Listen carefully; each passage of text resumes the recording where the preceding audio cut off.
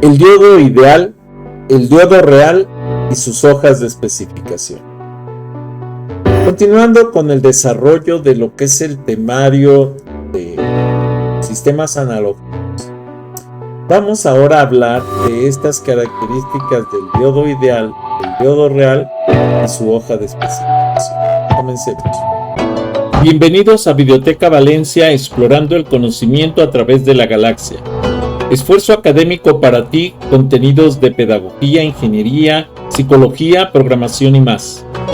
Fichas didácticas, objetivos claros. Aprende de forma eficaz. Explicaciones técnicas detalladas, casos de estudio y prácticas reales. Preguntas reflexivas, actividades para aprendizaje activo. Ejemplos de algoritmos, sistemas de gestión y ciberseguridad.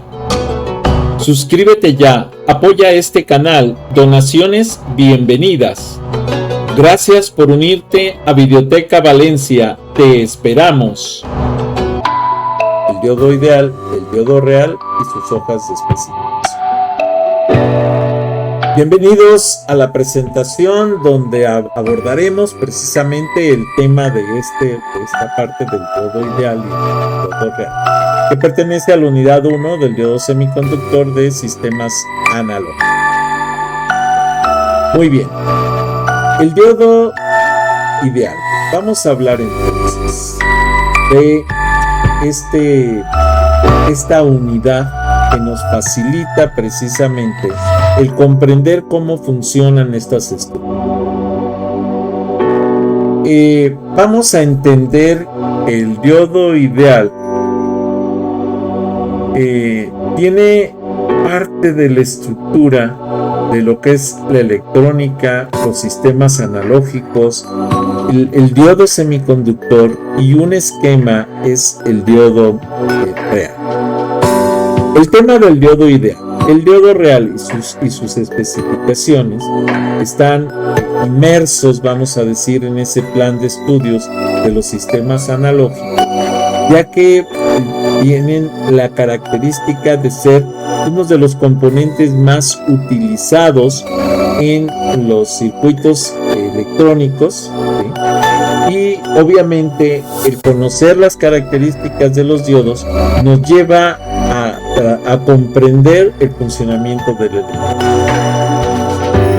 ¿Cuáles son los objetivos que estamos buscando con esto? Bueno, comprender los diodos ideales y reales, comprender las diferencias entre el diodo ideal y el diodo real, identificando las implicaciones de la caída de voltaje y la corriente inversa.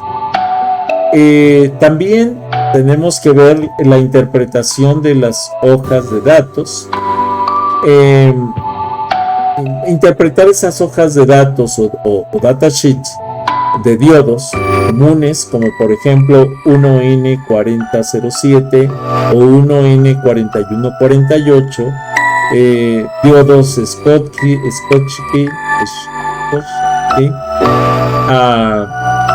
Reconociendo sus parámetros, claves y aplicaciones más relevantes. Otro detalle es aplicar los conocimientos en simulación y laboratorio.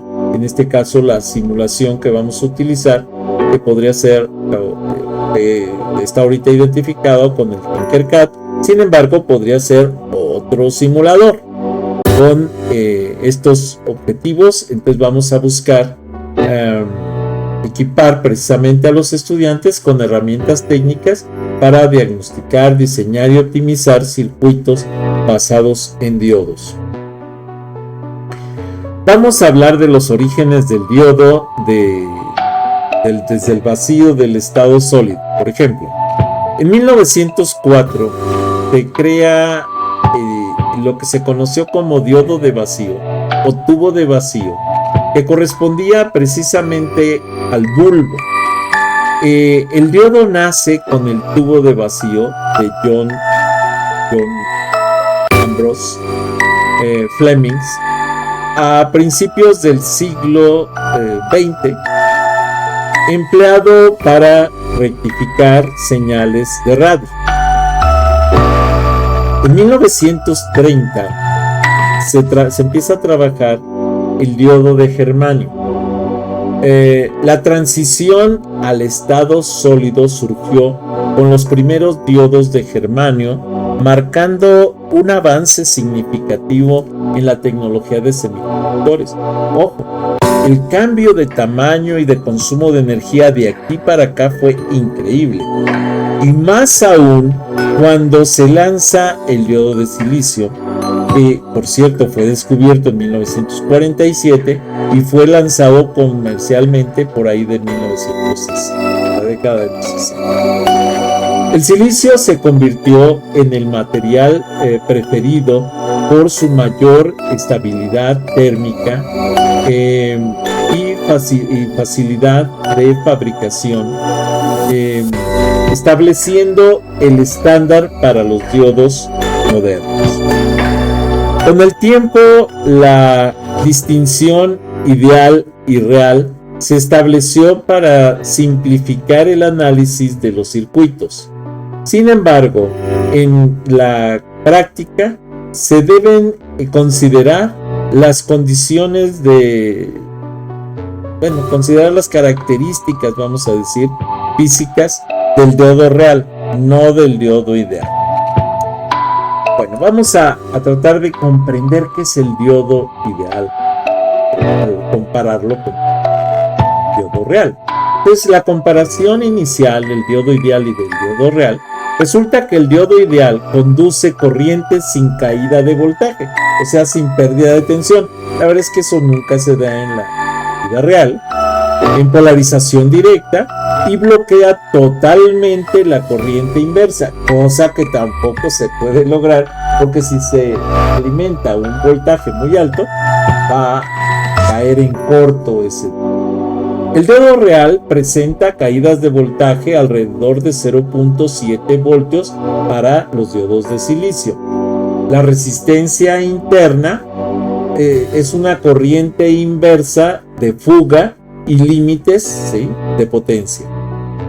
Importancia de ambos conceptos. La necesidad de comprender ambas versiones surge para facilitar los cálculos teóricos y simultáneamente asegurar la confiabilidad de los circuitos físicos. Diodo ideal. Modelos de análisis teóricos. Primero, el diodo ideal como interruptor perfecto. El diodo ideal se asume como un interruptor perfecto. No lo es, no existe. Esto nos debe de quedar muy claro. Eso no existe. La polarización directa. Cuando está polarizado directamente ánodo-cátodo, conduce sin resistencia, o sea, sin pérdida de tensión. Sin embargo, cuando hay polarización inversa, ¿sí?, está polarizado inversamente ánodo-cátodo, o sea, más bien cátodo-ánodo, no conduce nada de corriente, o sea, tiene cero. Tampoco eso es real. Las aplicaciones del modelo. Este modelo implicado se utiliza en el análisis rápido de circuito, especialmente en el diseño inicial de fuentes de alimentación o etapas de protección. El diodo ideal se asume como un interruptor perfecto cuando está polarizado directamente al cátodo, que analizamos, si no tiene resistencia, y cuando está inverso, no conduce absolutamente nada. Y repito, esto no se presenta en la vida. El diodo real tiene parámetros fundamentales que se tienen que considerar. Por ejemplo, el voltaje de conducción es lo que se conoce como BF. En silicio es una caída de tensión de 0.7 voltios. En el germanio es una caída de tensión de 0.3 voltios.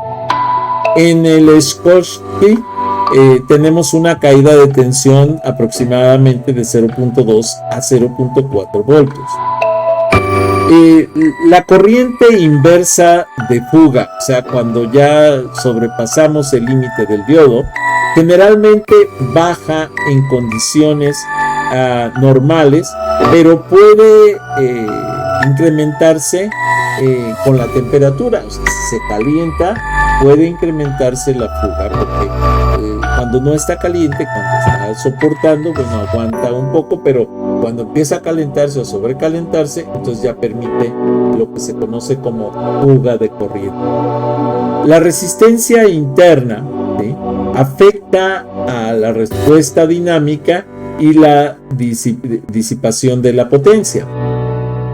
Los límites de operación. La corriente directa máxima, ¿sí?, es un volt, bueno, se conoce como la intensidad máxima de operación, y al inverso, el voltaje inverso máximo, VR, es la potencia disipable antes de que se dé la fuga de la corriente en el diodo. Conocer estos aspectos es vital para un diseño confiable, evitando precisamente daños por sobrecorriente o sobrevoltaje. Hojas de especificaciones, datasheets de diodos. Las hojas de especificaciones o datasheets proporcionan información detallada sobre los parámetros eléctricos y mecánicos de un diodo. Entre otros podemos hallar Absolute Maximum Readings, que son límites de corriente, voltaje y potencia, Typical Characteristic, curvas VI, o sea, voltaje, intensidad, tiempos de recuperación, resistencia térmica. El Mechanical Data, que es un encapsulado, las dimensiones, temperatura de operación. Interpretar correctamente estos datos es esencial para seleccionar el diodo adecuado en cada aplicación. Caso práctico, diodo 1N4007. Especificaciones clave: VR, voltaje inverso máximo 1000 volts. Si la corriente directa es de 1 amperes, el voltaje de operación es, con la caída de tensión, es de 0.7 volts a 1 ampere. El encapsulado es un DO41. Aplicaciones comunes del 1N4007 es un diodo rectificador de propósito general. Su uso es frecuentemente, se usa frecuente en fuentes de alimentación de rectificación de media y ondas completa, donde no se requieren conmutaciones rápidas. El 1N4007 es un diodo rectificador de propósito general. Entre sus aplicaciones más relevantes, decíamos, son el uso frecuente en fuentes de alimentación, rectificación de media onda y de onda completa, donde no se requiere el cambio de conducción a no conducción de una manera muy rápida. Son parte de los que vamos a utilizar en los primeros circuitos. Otro caso práctico es el diodo 1N4148. Es un diodo que tiene un umbral mucho más pequeño. El voltaje inverso es de 100 voltios, no de 1000. La corriente máxima, la intensidad máxima es de 300 miliamperes, no como el otro que era de 1 ampere. Esto es de 1/3 anterior. El voltaje directo es de 0.7 volts a 10 miliamperes. El tiempo de recuperación es mucho más corto, 4 nanosegundos. ¿Sí? Entonces el 1N4148 se caracteriza por ser un diodo de conmutación rápida, pero con poca capacidad de carga, entre sus parámetros principales. Su aplicación es ideal en circuitos de alta frecuencia o lógicos, donde el tiempo de conmutación resulta crucial.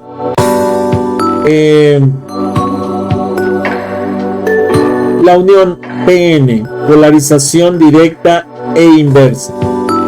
La polarización directa de la unión PN, tenemos el ánodo tipo P conectado al polo positivo y el cátodo tipo N conectado al polo negativo.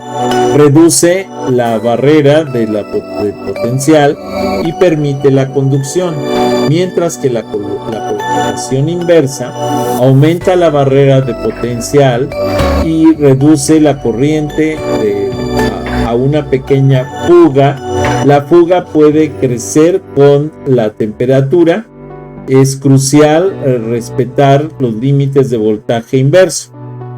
En la polarización directa, el ánodo tiene, el ánodo que es el tipo P, se conecta al polo positivo de la fuente y el cátodo tipo N se conecta al polo negativo, reduciendo la barrera de potencial, y con esto aumentando la posibilidad de conducción.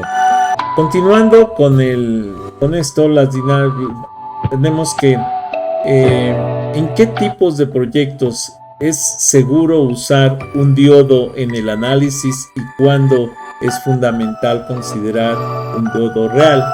Bueno, la verdad es que en casi todos los proyectos es bueno utilizar las características del diodo real, y las características del diodo ideal solamente debemos utilizarla para la predicción de ciertas características especiales. Hay muchos detalles que se tienen que cuidar con los diodos, con lo que es el conocimiento de los diodos. Llegamos a la parte final, vamos a decir, la presentación sobre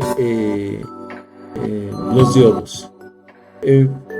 La recapitulación, podemos decir que tenemos que dar un repaso general de las características del diodo ideal, del diodo real, y generar precisamente la reflexión en lo siguiente. El resumen general, tenemos que el diodo ideal contra el diodo real.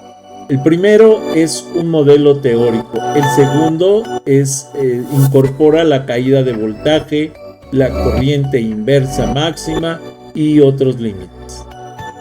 Las hojas de especificaciones son datos cruciales para dimensionar correctamente los diodos con la intensidad máxima del voltaje inverso, la corriente inversa más bien, el voltaje de conducción y